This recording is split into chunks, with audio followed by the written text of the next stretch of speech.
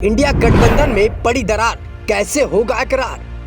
नीतीश का कांग्रेस पर वार, क्या होगा पलटवार?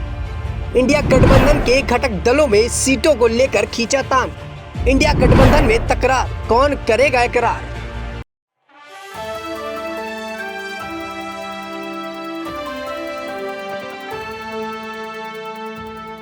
नमस्कार, आप देख रहे हैं नेक्स्ट न्यूज पॉलिटिकल बाइट। मैं हूं आपके साथ आकाश त्रिवेदी। विधानसभा चुनाव की तारीखें आने के बाद से ही पूरी सरगर्मियां बढ़ी हुई। आपको बता दें, इंडिया गठबंधन को लेकर तमाम बातें कही जा रही हैं और यहां तक कहा जा रहा है कि आने वाले समय में इंडिया गठबंधन टूट जाएगा। अखिलेश यादव के बयान से काफी बातें साफ होती हुई नजर। ऐसी तमाम बातों से जानकारी लेने के लिए हमारे साथ राकेश जी मौजूद हैं। उनसे जानने का प्रयास करेंगे, क्या आने वाले समय में इंडिया गठबंधन टूट जाएगा? क्या आने वाले विधानसभा चुनाव में इंडिया गठबंधन की अगर टूट होती है तो क्या कांग्रेस पार्टी हटकर चुनाव लड़ेगी लोकसभा? राकेश जी, आपका बहुत बहुत स्वागत है। धन्यवाद जी सर, मेरा सवाल आपसे पहला ये रहेगा कि जिस तरीके से इंडिया गठबंधन की कलाएं बाहर आ रही और लगातार कहा जा रहा है कि ये कला आगे बढ़ती जाएगी, तो आखिरकार इस कला की मेन वजह कौन है? देखिए आकाश जी, मैं अपने सभी दर्शकों को ये बता दूं कि जिस रूप में आज नीतीश कुमार ने बयान दिया कि इंडिया गठबंधन में कोई काम नहीं हो रहा, कांग्रेस को 5 राज्यों के चुनावों से फुर्सत नहीं है, तो ये कहीं ना कहीं वो बातें निकल कर अब सामने आने लगी है कि जो राजनीतिक गलियारों में जिसको लेकर चर्चाएं आम थी, लेकिन सार्वजनिक रूप से इंडिया गठबंधन का कोई नेता बोलने को तैयार नहीं था। तो जिस रूप में आज नीतीश कुमार ने इंडिया गठबंधन, जिसके सूत्रधार एक तरफ से नीतीश कुमार ही थे, उन्होंने इंडिया गठबंधन पर बेबाकी से आज अपनी राय रखी और बताया कि किस तरीके से इंडिया गठबंधन इस चुनावी साल और आम चुनाव के लिए पिछड़ता जा रहा है।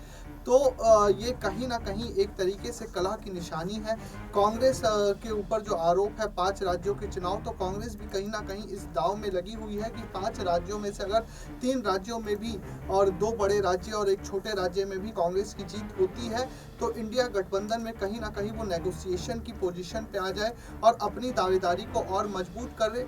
या ये भी हो सकता है कि इंडिया गठबंधन का वो पल्ला छोड़ दे कि अब अकेले चुनाव लड़ेंगे, क्योंकि इसी चुनाव को लोकसभा चुनाव 2024 का सेमीफाइनल भी कहा जा रहा है। तो कहीं ना कहीं कांग्रेस की ये रणनीति है कि किसी न किसी तरीके से इंडिया गठबंधन में हम तब तक है जब तक हमारी स्थिति ठीक नहीं होती। अगर एक बार स्थिति ठीक होती है तो हम या तो इंडिया गठबंधन से बेहतर लोकसभा सीटों के लिए, अधिक लोकसभा सीटों के लिए नेगोशिएट करेंगे या इंडिया गठबंधन का साथ भी छोड़ देंगे। जी वाकई में देखिए, राकेश जी ने बताया कि हम तब तक इंडिया गठबंधन के साथ हैं, जैसा कि नीतीश कुमार कह रहे हैं कि जब तक हमारी स्थिति ठीक नहीं है, और जैसे ही हमारी पार्टी की स्थिति ठीक होती है, हम पॉलिटिकल पार्टी के दमदार बनते हैं, तो हम इंडिया गठबंधन से अलग हो जाते हैं।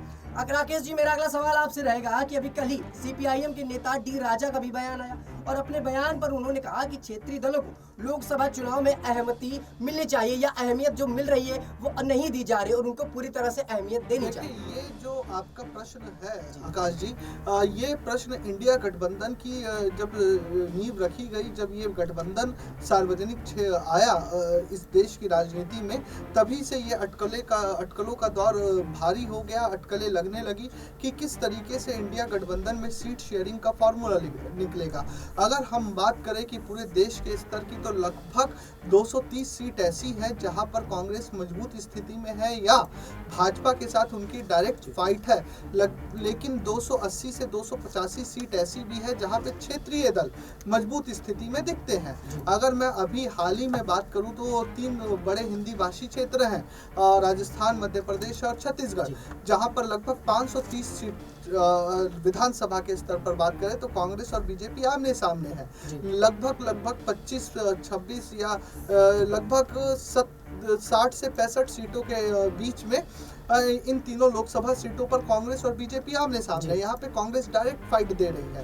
तो जो ये एक फॉर्मूला निकलकर उस समय आ रहा था कि जहाँ पर जो दल मजबूत है वहाँ से उसी दल को चुनाव में अधिक सीटें मिलनी चाहिए। लेकिन कांग्रेस को कहीं ना कहीं भीतर खाने ये लग रहा था कि अगर इस तरीके से वो नेगोशिएशन में गया तो वो कई राज्यों में क्षेत्रीय दलों का पिछलग्गू बन के रह जाएगा।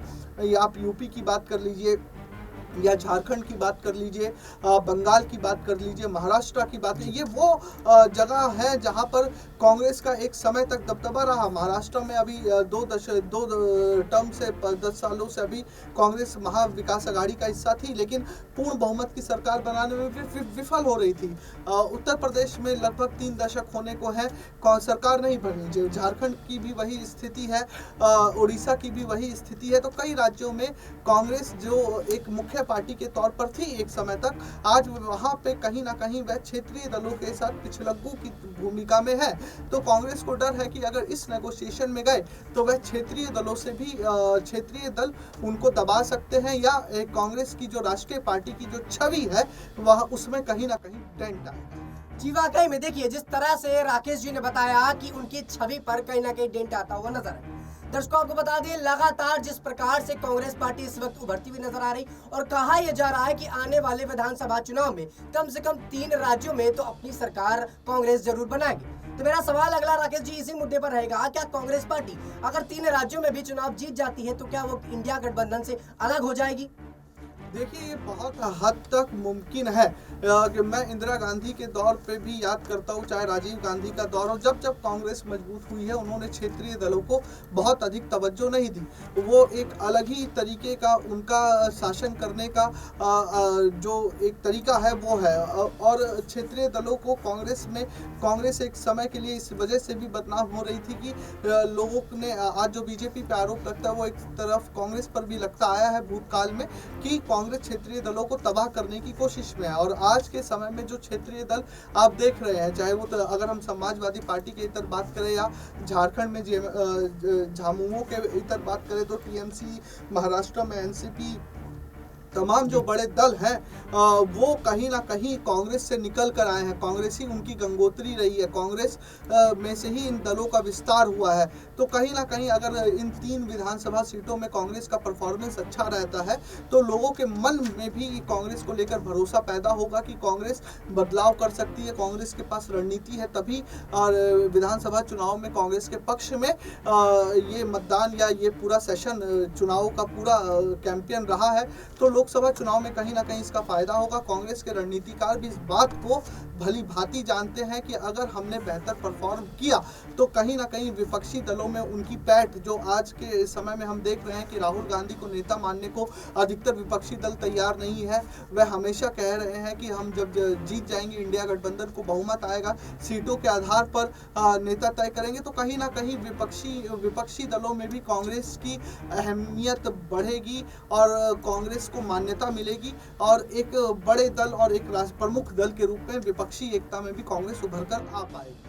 जी वाकई में देखिए, जिस तरह से राकेश जी लगातार सवालों का जवाब दे रहे हैं और इस बात का भी जिक्र कर रहे हैं कि आने वाले समय में कांग्रेस उभर पर आ पाएगी, लेकिन दर्शकों इस बीच एक सवाल और खड़ा होता है और मैं उसी सवाल का जवाब राकेश जी से लेना चाहूंगा। राकेश जी, आप देख रहे हैं जिस प्रकार से कांग्रेस पार्टी में कला चल रही है, इंडिया गठबंधन में कला मची हुई है, तमाम नेता आपस में भिड़े हुए हैं विधानसभा चुनाव को लेकर। ऐसे में अगर इंडिया गठबंधन बना रहता है और अगर इंडिया गठबंधन टूटता है तो इससे भारतीय जनता पार्टी को कितना फायदा होगा? क्योंकि भारतीय जनता पार्टी इसी मुद्दे पर है कि किसी प्रकार से इंडिया गठबंधन तोड़ा जाए, और अगर इंडिया गठबंधन टूटता है तो भाजपा पार्टी इसका कितना फायदा उठा पाएगी? देखिए, जब अगर किसी भी कारण से इंडिया गठबंधन के 2 फाड़ होते हैं तो भाजपा इसका पूरा राजनीतिक फायदा उठाने का प्रयास करेगी, क्योंकि भाजपा और खास तौर पर पीएम मोदी जो भाजपा के प्रमुख चेहरे हैं वह कहते आए हैं कि जो ये गठबंधन है वह राजनीतिक स्वार्थ और हितों पर टिका हुआ गठबंधन है, इसका देश हित, राष्ट्र हित से कोई लेना देना नहीं है। तो भाजपा जरूर इस बात को भुनाने की कोशिश करेगी